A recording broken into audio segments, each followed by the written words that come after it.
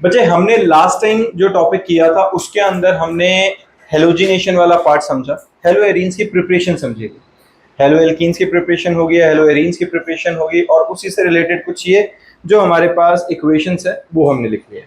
अब यहाँ के बाद हम बेसिकली कर क्या रहे थे, देखो जिस टाइम पे हम प्रिपरेशन कर रहे थे वहां पे दो तरीके थे। एक था हमारे पास सब्स्टिट्यूशन, और एक में हमारे पास क्या था कि डायरेक्टली एडिशन था, है ना। हेलोजन आके कोई भी आके डायरेक्ट ऐड हो रहा था, और एक में सब्स्टिट्यूशन था। अब जो सब्स्टिट्यूशन होता है बेसिकली वो दो तरह का होता है, एक SN2 और एक SN1। अब ये SN2 और SN1 क्या है, one of the most important topic of this chapter, सबसे ज्यादा रेलिवेंट एग्जाम में आने की सबसे ज्यादा चांसेस होती हैं इससे रिलेटेड क्वेश्चन की। ठीक है नंदरी, देखो चलो, तो हमारे पास न्यूक्लियोफिलिक सब्स्टिट्यूशन रिएक्शन, ये क्या होता है बच्चा, न्यूक्लियोफिलिक सब्स्टिट्यूशन रिएक्शन। जो न्यूक्लियोफिलिक सब्स्टिट्यूशन है इसी के लिए हम क्या कह रहे हैं, SN, basically substitution of nucleophile which in reaction proceed by two different mechanism.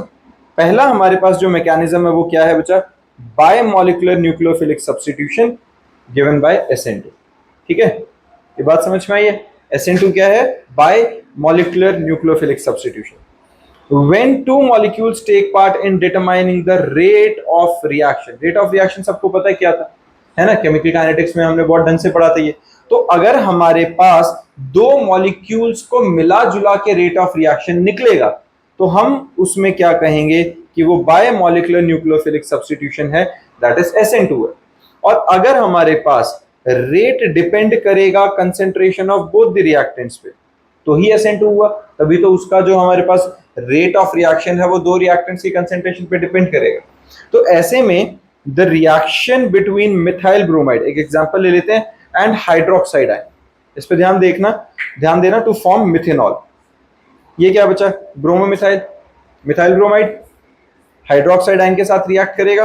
होता क्या है, बहुत सीधा सा काम है इसके अंदर, जो OH है वो जाएगा और Br को रिप्लेस कर देगा, सब्सटीट्यूट कर देगा, और सीधा सीधा सब्सटीट्यूट करके हमारे पास CH3OH बना कि नहीं, मिथेनॉल की फॉर्मेशन होगी, ब्रोमीन अपना अलग निकल गया, है ना। Br क्या हुआ, एक लिविंग ग्रुप हो गया, और OH आके वहां पे उसकी जगह सब्सटीट्यूट हो गया। ये हमने लास्ट टाइम भी डिस्कस किया था इस टाइप के रिएक्शंस में। अब यहां पर अगर मैं रेट ऑफ रिएक्शन की बात करूंगा तो रेट ऑफ रिएक्शन क्या होता है, rate of reaction is directly proportional to product of the concentration of reactants, होता है कि नहीं। और रिएक्टेंट्स में हमारे पास क्या था, एक तो ये था CH3Br और एक क्या था OH। इन दोनों की कंसंट्रेशंस को अगर मैंने मल्टीप्लाई कर दिया तो मेरा रेट ऑफ रिएक्शन आ गया कि नहीं, that means rate of reaction in दोनों की कंसंट्रेशन पर डिपेंड कर रहा था। सॉर्टेड है, तो SN2 आ गया। अब मिथाइल और primary alkyl halides follow this type of mechanism. Methyl और primary alkyl halides, primary alkyl halides क्या होते हैं बच्चा, प्राइमरी हमको पता है जिसके अंदर हेलोजन उस कार्बन पे लगा हुआ है जिसकी डिग्री 1 है ना, वही वाले। अगर सेकेंडरी और टर्शरी हो जाएंगे तो फिर क्या फर्क पड़ेगा, ये समझ रहे हो, ये पता चला, यानी कि कुछ तो डिफरेंस होना चाहिए ना सेकेंडरी और टर्शरी होते हुए। अब प्राइमरी एल्काइल हैलाइड्स में होता क्या है, देखो पहले इसका एक कंसेप्ट समझते हैं। हमारे पास जब हम सब्स्टिट्यूशन कराना चाहते हैं, हम किसकी सब्स्टिट्यूशन कराना चाहते हैं, न्यूक्लियोफाइल। न्यूक्लियोफाइल क्या होता है, something which is attracted towards positive charge. अब यहां समझना इसे, हमारे पास क्या है बेटा, यहां पे COH और इधर क्या लगा हुआ है, हाइड्रोजन, इधर हाइड्रोजन और इधर हाइड्रोजन, ऐसा कुछ है। ये COH नहीं, ये तो प्रोडक्ट बनाएंगे, Br लगाते हैं, ठीक है, ये आ गया। अब यहां पर मैं इसका रिएक्शन कराना चाहता हूं OH के साथ। अब देखो Br क्या होता है बच्चा, Br के पास इलेक्ट्रोनेगेटिविटी ज्यादा होने की वजह से ये इलेक्ट्रॉन क्लाउड को इधर खींच के डेल्टा नेगेटिव और इस पे डेल्टा पॉजिटिव क्रिएट करेगा, ये हमें पता है, यहाँ पोलर होगा। अब Br के पास अपने कितने सारे इलेक्ट्रॉन्स हैं, 6 इलेक्ट्रॉन्स, 3 लोन पेयर पड़े, मतलब तसल्ली से भरपूर मात्रा में इलेक्ट्रॉन क्लाउड फैला हुआ है, नेगेटिव चार्ज बहुत सारा फैला हुआ है। तो क्या एक और न्यूक्लियोफाइल जिसके पास बहुत सारा नेगेटिव और इलेक्ट्रॉन क्लाउड है वो आके यहां पे इसको अप्रोच कर पाएगा? ऑब्वियसली बात है नहीं होगा। क्यों? इलेक्ट्रोस्टैटिक रिपल्सिव फोर्स आएगी यहां पे, नेगेटिव और नेगेटिव के बीच में इतनी ज्यादा रिपल्शन आएगी कि ये इस साइड से आ ही नहीं सकेगा, है ना। तो ये प्रेफर क्या करेगा, ये प्रेफर करेगा कि OH यहां से अपने इलेक्ट्रॉन क्लाउड के साथ आके कार्बन पे अटैक करें, क्योंकि हाइड्रोजन बेचारों के पास बहुत छोटा छोटा सा इलेक्ट्रॉन क्लाउड है, तो ये कोई कुछ खास इलेक्ट्रोस्टैटिक रिपल्सिव फोर्स नहीं दे रहे। अब मैं जो ये 2 बार 3 बार एक शब्द का इस्तेमाल किया मैंने, इलेक्ट्रोस्टैटिक रिपल्शन, इसका एक सीधा नाम क्या होता है? Steric hindrance.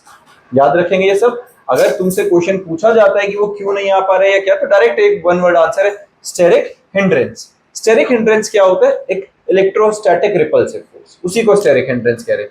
कि यहां पर जो ये हाइड्रोजन हाइड्रोजन हाइड्रोजन है, इनका इलेक्ट्रॉन क्लाउड बहुत कम है, तो ये स्टेरिक हिंड्रेंस नहीं दे पाएंगे, जबकि ब्रोमीन दे पाएगा। समझ में आई ये बात? तो अब होगा क्या, जब यहां से OH आके अटैक कर रहा है, तो इसकी अगली स्टेप क्या होगी? अगली स्टेप होगी कि जो कार्बन है उसको अगर वहां से इलेक्ट्रॉन क्लाउड मिलना शुरू हो गया, तो एक बॉन्ड इसका वीक होना शुरू होगा। ये ट्रांजिशन स्टेप है बच्चा। इधर कार्बन के साथ OH अटैच होना शुरू हो रहा है और इधर Br ब्रेक होना शुरू हो रहा है, और यहां हमारे पास जो हाइड्रोजन है वो एज इट इज है। इसको हम क्या कहते हैं? Transition step. ये एक इंटरमीडिएट स्टेप है, जो बीच में किसी सर्टेन स्टेप में ऐसा हो रहा है कि पुराना बॉन्ड ब्रेक होने पे आ गया है, नया बॉन्ड फॉर्म होने पे आ गया। और नेक्स्ट स्टेप में, फाइनल स्टेप हमारे पास कॉन्टिन्यूटी में क्या चलेगी, यहां पर इस साइड आके OH जुड़ गया और हमारे पास तीनों तरफ यहां हाइड्रोजन है और Br नेगेटिव बाहर हो गया। किसी को दिक्कत? समझ में आया? अब इसके अंदर अगर हम एक चीज पे ध्यान दें, प्रांजल ध्यान दो बच्चों, हमारे पास पहले जो ये था हमारे पास ब्रोमोमिथाइल, इसके अंदर सारा इलेक्ट्रॉन क्लाउड इस साइड था कि नहीं ज्यादा? अब कहां गया? अब इस साइड आ गया।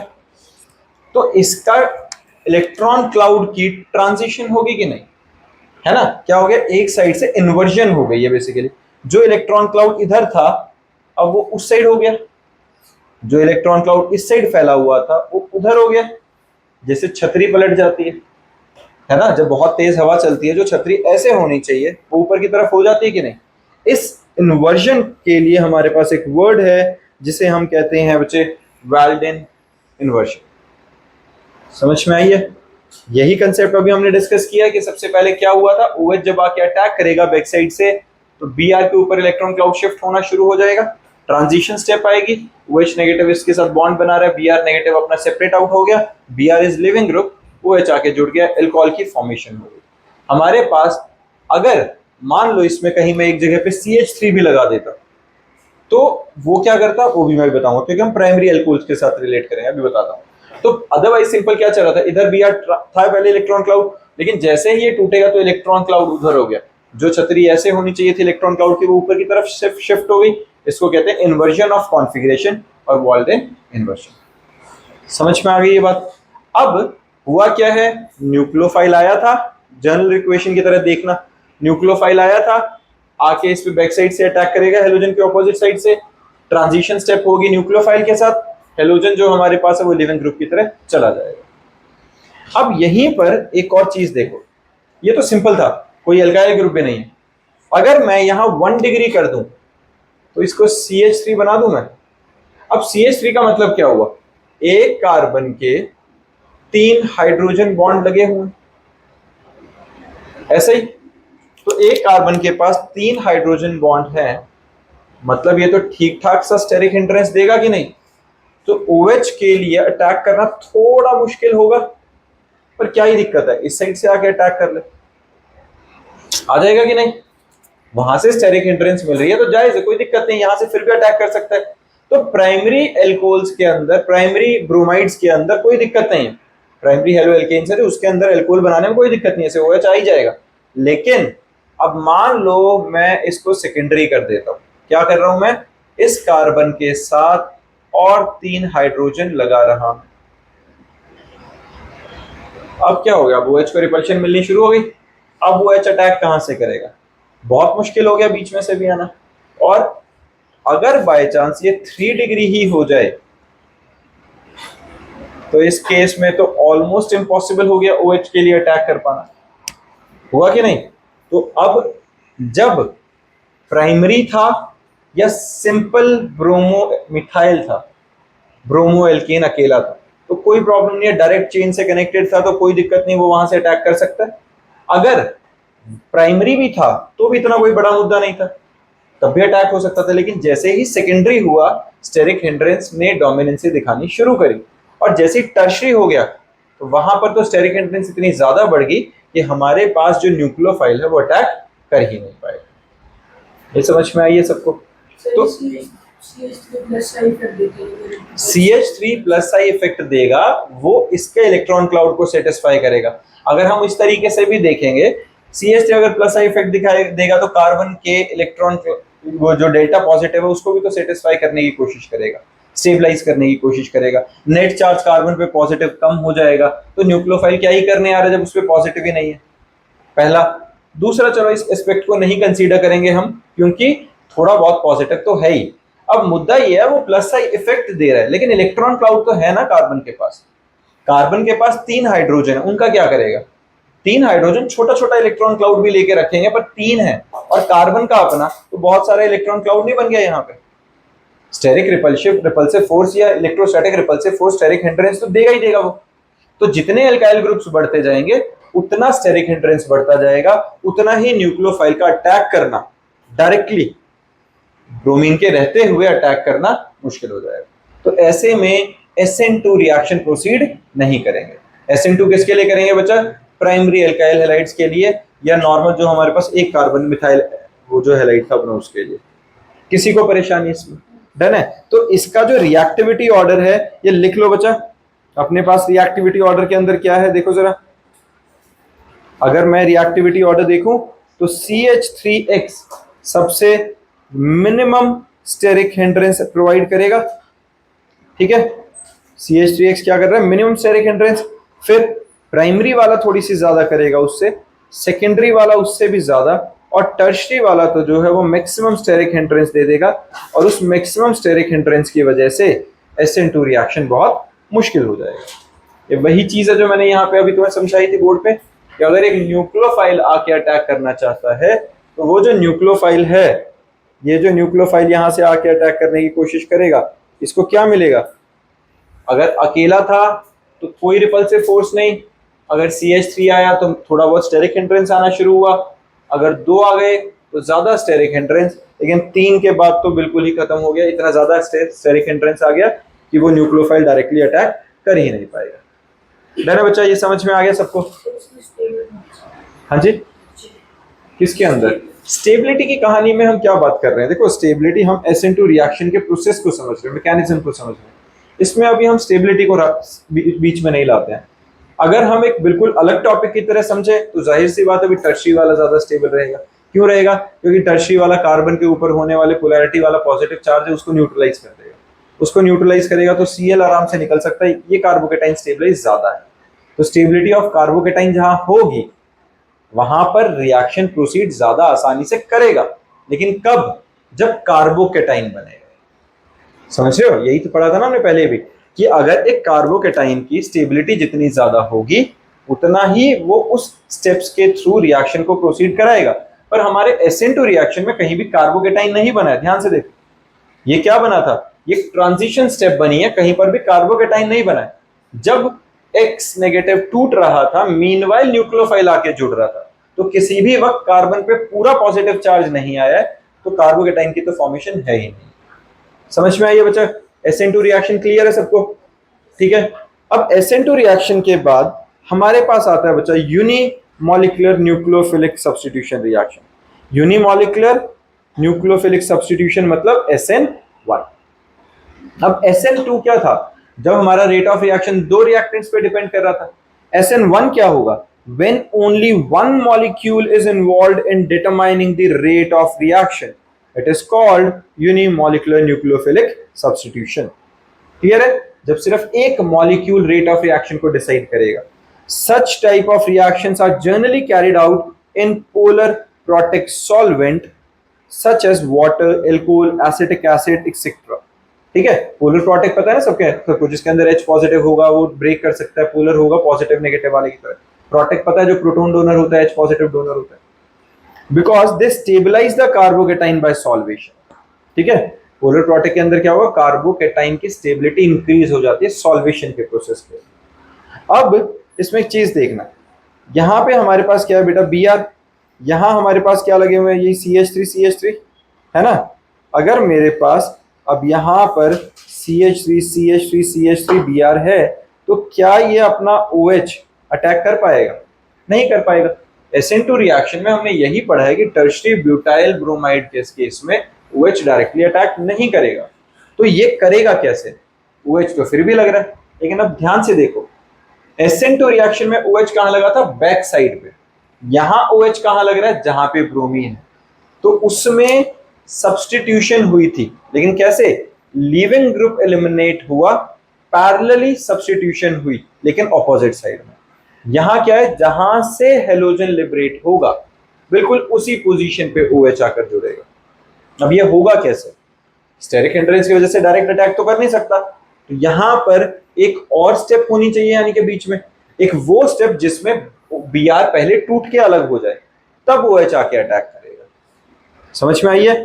तो इसकी जो फॉर्मेशंस होंगी, इसकी जो स्टेप्स होंगे, मैकेनिज्म होंगी, उसके अंदर पहले कार्बोकेटाइन की फॉर्मेशन होनी चाहिए कि नहीं? कार्बोकेटाइन क्यों बनेगा? क्योंकि जो कार्बन के साथ ब्रोमीन लगा हुआ है वो इलेक्ट्रॉन क्लाउड ले जाएगा, तो कार्बन पे पॉजिटिव बचा कि नहीं? जैसे यहां पर हमारे को दिख रहा है CH3 लगे हुए हैं, और जो अपने पास ये ब्रोमीन है, ये ब्रोमीन Br नेगेटिव बन के निकल गया, और पीछे कार्बन पे क्या छोड़ गया, पॉजिटिव चार्ज। इसको हम क्या कहते हैं, कार्बोकेटाइन।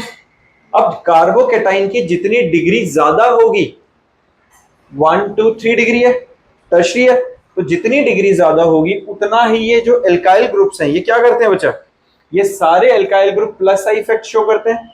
प्लस आई इफेक्ट में क्या होता है कि सारे एल्काइल ग्रुप अपना इलेक्ट्रॉन क्लाउड सेंट्रल एटम की तरफ धकेल रहे होते हैं। तो अगर इसका इलेक्ट्रॉन क्लाउड इधर, इसका इलेक्ट्रॉन क्लाउड इधर, इसका इलेक्ट्रॉन क्लाउड इधर आने की कोशिश करेगा, तो इस पॉजिटिव को थोड़ा सा स्टेबलाइज करेगा, है ना। तो कार्बोकेटाइन की स्टेबिलिटी भी ज्यादा है, तो इसका मतलब ये स्टेप को आसानी से फॉलो कर सकता है। ये स्लो स्टेप होती है, और हमने रेट ऑफ रिएक्शन वाले पार्ट में पढ़ा था कि रेट ऑफ रिएक्शन हमेशा कौन डिटरमाइन करता है, जो स्लो स्टेप होती है। अब सिंस यहां कार्बोकेटाइन बन चुका है, अब वहां अटैक करने के लिए न्यूक्लियोफाइल तो पहले ही खड़ा था। न्यूक्लियोफाइल तो इंतजार में था इतना कि जैसे ही स्टेरिक हिंड्रेंस हटे किसी पॉइंट से, तो फटाक करके जुड़ जाओ। तो जैसे ही वहां से हटा, तो अपने OH ने आके उस कार्बोकेटाइन पे अटैक कर दिया, डन है। तो हमारे पास क्या हुआ, ये जो OH है ये आएगा और आकर इसके ऊपर OH जो है डायरेक्टली आके कार्बोकेटाइन के साथ बॉन्ड बना लेगा। तो ये समझ में आ गया बच्चे सबको कि OH ने किस तरीके से अटैक किया। अब जब OH ने इसके ऊपर आके अटैक किया, तो हमारा OH जुड़ गया, तो क्या हुआ, टर्शियरी ब्यूटाइल अल्कोहल बन गया। अब जब टर्शियरी ब्यूटाइल अल्कोहल बना, देखो OH वाला जो स्टेप था बहुत फास्ट है ना, क्योंकि यहाँ पे कार्बोकेटाइन ऑलरेडी बना हुआ था, OH नेगेटिव ऑलरेडी वेट कर रहा था कि मुझे पॉजिटिव चार्ज दिखे और स्टेरिक हिंड्रेंस कम हो तो मैं फटाक से चिपक जाऊं। तो ऐसे में हमें एक चीज पता है, रेट डिटरमाइनिंग स्टेप हमेशा वो होती है जो स्लोएस्ट होती है। तो OH वाली स्टेप का तो कोई लेना देना ही नहीं है, मतलब जहां पर OH आया है इसमें इसकी कंसेंट्रेशन से कोई फर्क ही नहीं पड़ा। हमारे पास जो भी रेट डिटरमाइनिंग स्टेप थी वो सिर्फ कार्बोकेटाइन की फॉर्मेशन थी कि नहीं। That means rate of reaction depends only on the concentration of this step, है ना। और अगर इसके ऊपर है तो SN1 आ गया, यूनिमॉलिक्यूलर सब्स्टिट्यूशन रिएक्शन बन गया, डन है। अब सिर्फ टर्शियरी नहीं, सेकेंडरी पे भी हो सकता है, प्राइमरी पे नहीं होगा। क्यों? अब उल्टा हो गया ना, जैसे हमारे पास SN2 में टर्शियरी पे अटैक करते हुए स्टेरिक हिंड्रेंस ज्यादा आ रही थी, वैसे ही SN1 में कार्बोकेटाइन की फॉर्मेशन में अनस्टेबिलिटी ज्यादा आ रही है। क्योंकि कार्बोकेटाइन स्टेबल कब होगा, जितना प्लस साइड इफेक्ट उसे मिलेगा, जितने एल्काइल ग्रुप ज्यादा जुड़े होंगे। तो टर्शियरी के अंदर एल्काइल ग्रुप ज्यादा है, एल्काइल ग्रुप ज्यादा है तो क्या कर रहा है, उसे स्टेबलाइज ज्यादा कर रहा है कार्बोकेटाइन। ये समझ में आ रहा है। तो जितना ज्यादा डिग्री होती जाएगी उतना ज्यादा SN1 को सपोर्ट करते जाएंगे, जितना डिग्री कम होती जाएगी उतना SN2 को सपोर्ट मिलती जाएगी। तो ये हमारा मिला जुला के पूरा रिएक्टिविटी ऑर्डर है कि SN1 reactivity increases as number of alkyl groups increases, CH3X फिर प्राइमरी फिर सेकेंडरी और टर्शियरी में SN1 सबसे ज्यादा रिएक्टिव होगा, वेयर एज सेकेंडरी के लिए क्या रहेगा, उल्टा चलेगा। जितनी डिग्री कम होती जाएगी उतनी रिएक्टिविटी इंक्रीज होती जाएगी। क्लियर बात है? सेकेंडरी में तो दोनों ही हो सकते हैं, SN1 भी और SN2 भी। ठीक है, अब उसके ऊपर डिपेंड करेगा और एक दो फैक्टर्स आ जाएंगे आगे, वो पता चल जाएगा। डन है? अब देखो बच्चा, allylic and benzylic halides show high reactivity towards SN1 reaction. Allylic and benzylic halides.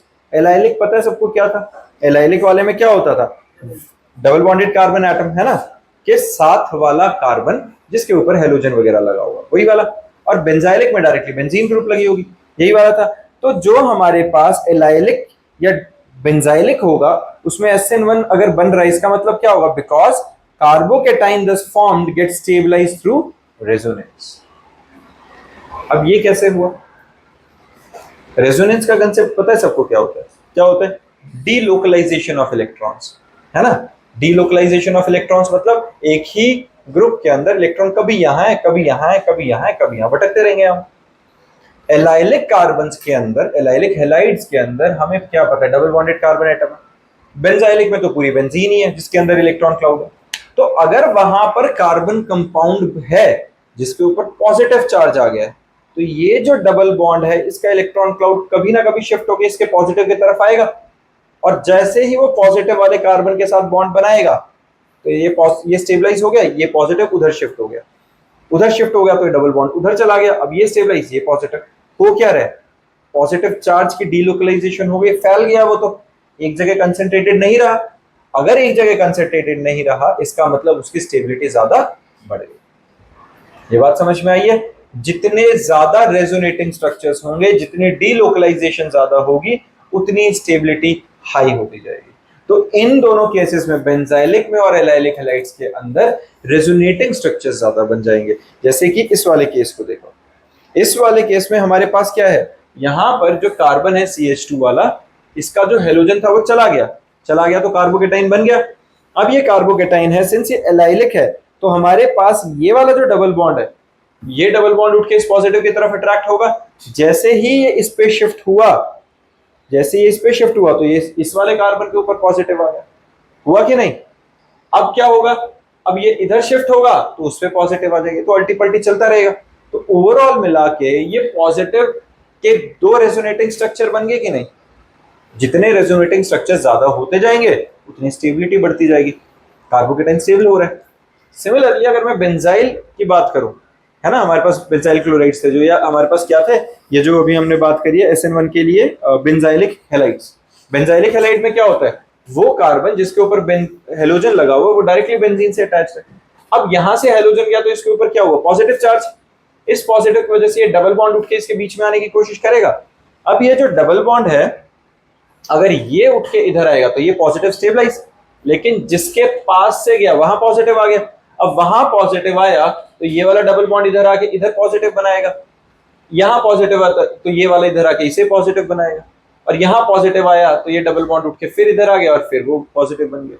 तो ये तो सर्कल चलता रहेगा, है ना। इसके हमारे पास टोटल मिला के 1 2 3 4 रेजोनेटिंग स्ट्रक्चर्स हैं। जितने ज्यादा रेजोनेटिंग स्ट्रक्चर्स उतना कार्बोकेटाइन ज्यादा स्टेबल, जितना कार्बोकेटाइन ज्यादा स्टेबल उतना SN1 रिएक्शन को सपोर्ट करेगा। समझ में आ गई ये बात? क्लियर है बच्चा सबको? ये तो ये वाले फैक्टर समझ में आ रहे हैं कि रेजोनेटिंग स्ट्रक्चर्स का क्या कंसेप्ट है, स्टेरिक हिंड्रेंस का क्या कंसेप्ट है, प्लस साइड इफेक्ट किस तरीके से काम कर रहा है। डन।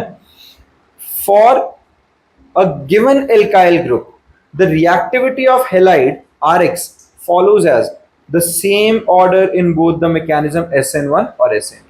दोनों के लिए अगर बिल्कुल सेम तरह का सब कुछ जिससे हम रिएक्ट कराना चाहते हैं, प्राइमरी या सेकेंडरी या टर्शियरी, सिंपल बिल्कुल सेम तरह का स्ट्रक्चर है, तो हेलोजेंस में क्या रहेगा? अगर हमारे पास आ रही है दैट इज आयोडीन लगा हुआ है, तो हमें क्या पता, आयोडीन बेस्ट लीविंग ग्रुप है तो फटाक से छोड़ जाएगा, फिर ब्रोमीन, फिर क्लोरीन और फिर फ्लोरीन।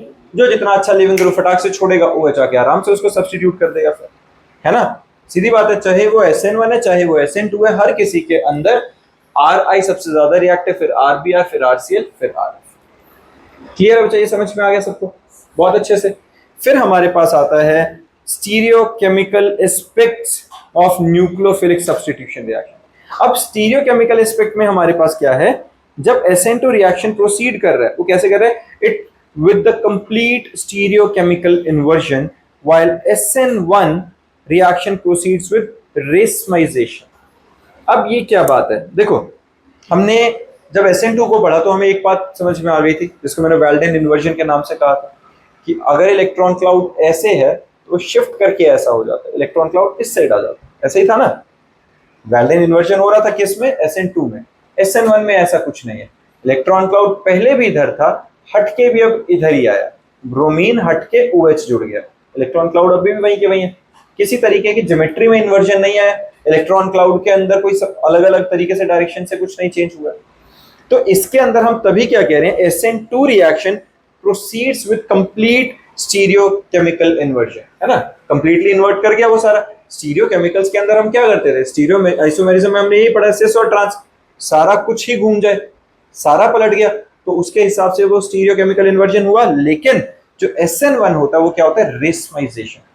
अब रेसमिक मिक्सचर्स पता है तुम्हें क्या होता है, रेसमाइजेशन या रेसमिक मिक्सचर से वर्ड क्या है, हमें पोलराइजेशन के बारे में मैंने बताया था, पोलराइजेशन ऑफ लाइट, मैंने तुम्हें डेक्स्ट्रो और लेवो भी समझाया था, याद है, डेक्स्ट्रो और लेवो याद है ना सबको, कि डेक्स्ट्रो रोटेटरी क्या होते हैं, केमिकल्स और substances which can rotate the plane of polarised light towards right, उसको हम कहते हैं dextro rotatory, and those substances which have the capability और ability to rotate the plane of polarised light towards left, उनको laevo rotatory कह रहे थे। अब एक ऐसा मिक्सचर है जिसके अंदर 50% लेवो 50% डेक्स्ट्रो है, मिला के उसको क्या कहते हैं, रेसमिक मिक्सचर। तो नेट इफेक्ट क्या हुआ, कुछ भी नहीं, रेसमाइजेशन। तो SN1 के अंदर कोई नेट इफेक्ट था ही नहीं, वो तो पहले भी इलेक्ट्रॉन क्लाउड वहां था, अब भी इलेक्ट्रॉन क्लाउड वहां है, तो रेसमाइजेशन वाला इफेक्ट हुआ कि नहीं, कि नेट कुछ चेंज दिखाई नहीं वहां पे। क्लियर बात है बच्चा ये, ठीक है। ये वही बताया गया कि ऑर्डिनरी लाइट थी, अगर हम रिकॉल प्रिज्म के थ्रू भेजते हैं और पोलराइज्ड लाइट को देखते हैं तो एक सर्टेन डायरेक्शन में वाइब्रेट होती हुई दिखती है। अगर हम इसके अंदर क्या करेंगे, when the solution of certain organic compounds are placed in the path of plane polarized light, they rotate the path of light either to the left or right, such substances are called optically active substance। ये हम already discuss कर चुके हैं, जो भी मैंने समझाया। A substance which rotates the plane of polarized light to right is called dextrorotatory or D form and is indicated by placing a positive sign before degree of rotation। Same बात है जो हमने अभी बात करी है। And the substance which rotates the plane of polarized light towards the left is called levorotatory or L form and is indicated by placing a negative sign before the degree of rotation, और levorotatory हो गया। And such D and L form of a compounds are called optical isomers and the phenomena is called optical isomerism, और इसको नापते किससे, polarimeter के। And molecular asymmetry, chirality and enantiomers, enantiomers में हम रेसमाइजेशन और रेसमिक मिक्सचर भी पढ़ेंगे। अब यहाँ बहुत इंपॉर्टेंट टर्म आई है बच्चे, दो तीन। पहला जो मोस्ट इंपॉर्टेंट है वो है कायरलिटी, फिर एनांटियोमर्स। कायरलिटी, कायरल पता है हमें, कायरल सब्सटेंसेस क्या थे, जो ऑप्टिकल एक्टिविटी शो कर रहे थे वो कायरल सब्सटेंसेस थे, जो हमें ये बता रहे थे कि डेक्स्ट्रो और लेवो होगा, तो कायरलिटी वहां थी। बेसिकली है क्या, देखो हमें पता कैसे चलेगा देख के कि ये कायरल है कि नहीं, अगर 4 valencies of carbon atoms are directed towards the corners of a regular tetrahedron and if all the atoms or group attached to a carbon atoms are different, such carbon atom is called a symmetric carbon atom or stereocenter। ये ध्यान रखना, ये किस किस के लिए बोल रहे हैं हम, वो कार्बन एटम जिसकी चारों वैलेंसी अलग अलग तरह के एटम के साथ सेटिस्फाई हो रहे हैं। सक्षम ध्यान दो, मतलब क्या हुआ, अगर एक कार्बन एटम के चारों बॉन्ड अलग अलग तरह के एटम के साथ है, एक हाइड्रोजन, एक ब्रोमीन, एक CH3, एक OH, कोई मतलब OH ना से कोई और, मतलब कोई भी अलग अलग तरह के बॉन्ड्स हैं चारों, तो ऐसे में उस कार्बन को हम क्या नाम देते हैं बच्चा, स्टीरियो सेंटर और असिमेट्रिक कार्बन एटम। क्योंकि जाहिर सी बात है सिमेट्री है ही नहीं, एक तरफ Br लगा हुआ है, एक तरफ CH3 लगा हुआ है, एक तरफ कार्बन की लंबी चेन है, एक तरफ हाइड्रोजन लग गया, तो बहुत अनसिमेट्रिकल है, ठीक है। तो असिमेट्रिक या फिर स्टीरियो सेंटर कहेंगे उसे। अब इसके अंदर होता क्या है, the resulting molecule would lack symmetry and the molecule is called asymmetric molecule.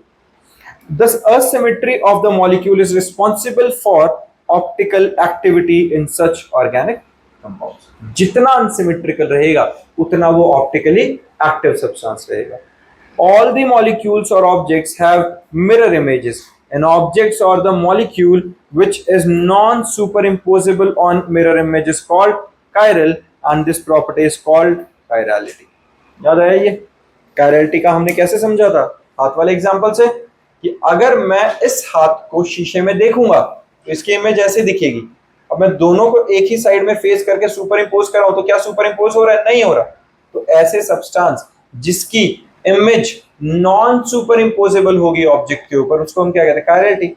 Since asymmetric carbon atom वाले मॉलिक्यूल या असिमेट्रिक मॉलिक्यूल्स के तो चारों एटम ही अलग है. शीशे में देखेंगे तो जाहिर सी बात है सब कुछ पलट जाएगा. सब पलटेगा तो उसकी मिरर इमेज कभी भी सुपर इंपोज करेगी नहीं. तो जब सुपर इंपोज नहीं करेगी दैट मींस असिमेट्रिक मॉलिक्यूल्स और असिमेट्रिक कार्बन एटम या असिमेट्रिक स्टीरियो सेंटर वाला जो हमारा कार्बन एटम मॉलिक्यूल बनाएगा वो हमेशा कायरलिटी को शो करेंगे. डन है? बात समझ में आई ये वाली? The objects which are superimposable on mirror images are called achiral. Done है बच्चा ये? अब जैसे यहां पे ये कार्बन देखो, इस कार्बन के ऊपर एक तरफ क्या लगा हुआ है? OH, एक तरफ CH3, एक तरफ CH3, एक तरफ H. मिरर इमेज बनाई तो यहां CH3, यहां CH3, यहां OH. अब मैं इसको अगर मैं रोटेट कर दूं 180 से, क्यों? क्योंकि मैंने जब मिरर इमेज में देखा तो ऐसा था, तो मैं जब इसको इसके ऊपर रखना चाहता हूं तो मैं इसको 180 पे रोटेट करके रखूंगा. जब 180 पे रोटेट करके रखेंगे तो क्या होगा? आफ्टर रोटेटिंग b by 180 वो तो ऐसा बन गया है ना. हमारे पास क्या हुआ है ये देखो, a ये था, b ये था, ये क्या है? b mirror image. अगर मैं इसको 180 पे रोटेट करूंगा तो ये बिल्कुल ऐसा बना कि नहीं? और मैं इसको उठा के इसके ऊपर रखूंगा तो ये क्या हो गया? कायरल हुआ. बिल्कुल सुपर इंपोज कर रहा है. बन रहा है कि नहीं? CH3 पे CH3, OH पे OH और H पे H आ रहा है कि नहीं? बिल्कुल इसका ग्रीन वाले का. डन है? तो ये अकायरल हो गया. अकायरल कौन से होते हैं? जो ऑप्टिकली एक्टिव नहीं होते. तो the optical isomer which are non superimposable mirror images of each other are called enantiomers and the phenomena is called enantiomerism. ये बात समझ में आ गई है? किसके लिए बच्चा? ऑप्टिकल आइसोमर्स के लिए जो नॉन सुपर इंपोजेबल शो करेंगे, जो कायरलिटी शो करेंगे. हाँ जी, बी एनांटियोमर्स नहीं है ये तो अकायरल है बेटा. नहीं, जो 180 करेंगे ही करेंगे रोटेट. अगर मुझे किसी चीज को सुपर इंपोज करा के देखना है तो ऐसे तो मैं इस हाथ को देखूंगा तो ये तो सुपर इंपोज नहीं हो गए. बट गड़बड़ क्या है? इसका फेस उधर है तो मेरी इमेज का फेस भी उधर होना चाहिए तब सुपर इंपोज. मतलब मैं इमेज को 180 रोटेट करके ही तो सुपर इंपोज करा के देख रहा हूं. समझ में आई है? तो ये 180 रोटेट होने के बाद सुपर इंपोज ही होगा हमेशा, वरना तो कभी सुपर इंपोजेबल बनेंगे ही नहीं. लेफ्ट का राइट तो होता ही है, ये तो हमें लेटरल इन्वर्जन हमेशा से पता है ना. The enantiomers have identical physical and chemical properties but differ with the respect of rotation of plane polarized light. If one of enantiomer is dextrorotatory, then other will be levorotatory. Done है? Racemic mixtures क्या है या racemisation क्या है? A mixture containing two enantiomers in equal proportion will have zero optical rotation. Such a mixture is called racemic mixture. बात समझ में आई?